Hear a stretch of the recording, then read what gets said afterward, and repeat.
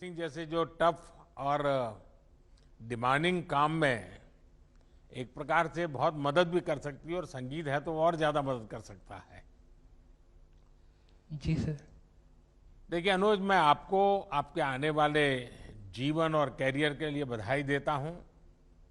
आप हरियाणा के रहने वाले हैं और आप केरल कैडर में काम करेंगे। आपने आईआईटी से शिक्षा की और सिविल सर्विस में ह्यूमैनिटीज को चुना। आप ऐसी सेवा में हैं जो कठोर मानी जाती है, और आपको संगीत से भी प्रेम है। पहली नजर में ये विरोधाभास लग सकते हैं, लेकिन ये आपकी बहुत बड़ी ताकत भी बन सकते हैं। अपनी इस ताकत को आप पुलिस सेवा में बेहतर लीडरशिप देने के लिए काम में लाएंगे, यही मेरी शुभकामना है। धन्यवाद सर। जय हिंद सर। जय हिंद। धन्यवाद श्रीमान। अब मैं अनुरोध करूंगी अपने साथी प्रशिक्षु अधिकारी श्री रोहन जगदीश से कि वो अपना परिचय दें और अपना आपके साथ वार्तालाप शुरू करें। जय हिंद श्रीमान, मेरा नाम रोहन जगदीश है। मैं भारतीय पुलिस सेवा 2019 बैच का प्रशिक्षु अधिकारी हूँ। मुझे कर्नाटक कैडर आवंटित हुआ है। मैं बैंगलोर का मूल निवासी हूँ और मैं बैंगलोर विश्वविद्यालय का यूनिवर्सिटी लॉ कॉलेज से लॉ डिग्री का स्नातक हूँ। मेरा पहला प्रथम पसंद भारतीय पुलिस सेवा था। इसके मुख्य कारण मेरा पिताजी थे। उन्होंने कर्नाटक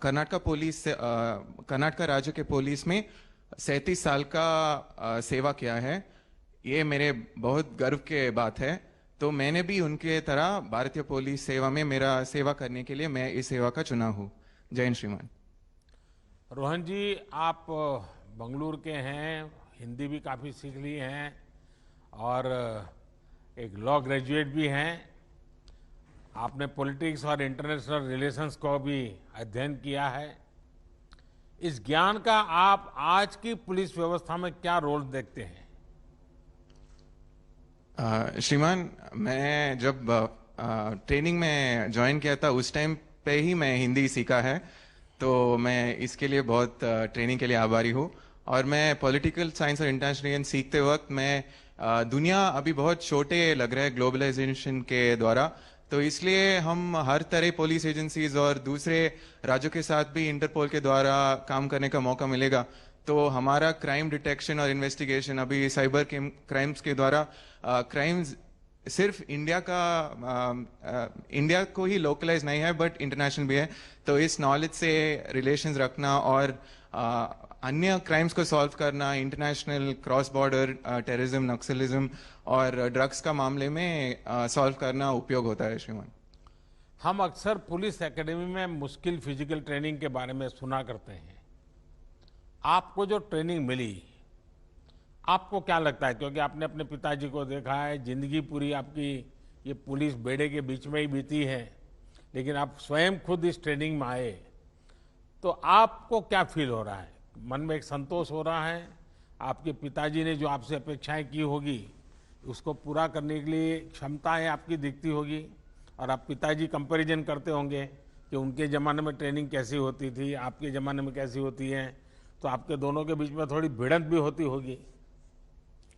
सर, मेरे पिताजी मेरा रोल मॉडल भी है और उन्होंने कर्नाटक पुलिस में सब इंस्पेक्टर के रूप में ज्वाइन किया थे और 37 साल के बाद वो एसपी के रैंक में रिटायर भी हो चुका है सर। तो जब मैं एकेडमी पहुंचा था उन्होंने बोला था कि पुलिस ट्रेनिंग बहुत कठिन होता है और बहुत मेहनत करना पड़ेगा। तो मैं आते अंदर एक माइकल एंजेलो का एक वाक्य लिखा है सर। उसमें बोला है हम सबके अंदर एक स्टैचू ऑलरेडी है, एक शिल्प है। हम अकेडमी के द्वार उस शिल्प को एक स्टोन से निकालना पड़ता है। ऐसे ही हमारा निर्देशक सर और हमारा सब फैकल्टी हमको ट्रेन करके हमारा बेहतरीन शिल्प बनाया है। तो हम इस शिल्प लेके हमारा देश को सेवा करेंगे सर। अच्छा, इस ट्रेनिंग को और बेहतर करने के लिए क्या करना चाहिए? कोई सुझाव है मन में?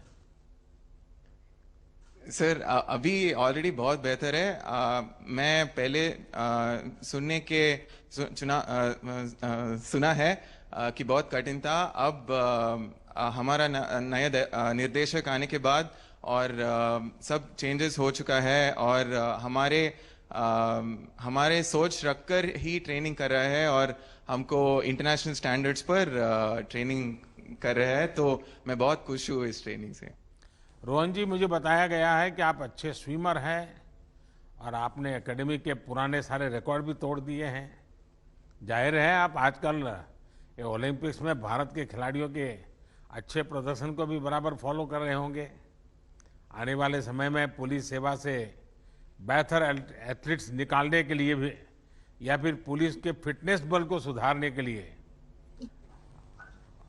आपके मन में कोई विचार आता है कि आज आप देखते होंगे कि इसके बाद पुलिस का जरा बैठना उठना चलना सब जरा कुछ अलग ही नजर आता है, आपको क्या लगता है? सर, एकेडमी में हमको फिटनेस का एक बहुत ध्यान दे जाता है सर, तो इसलिए तो आईपीएस प्रोफेशनल्स के साथ प्रधानमंत्री नरेंद्र मोदी संवाद कर रहे थे।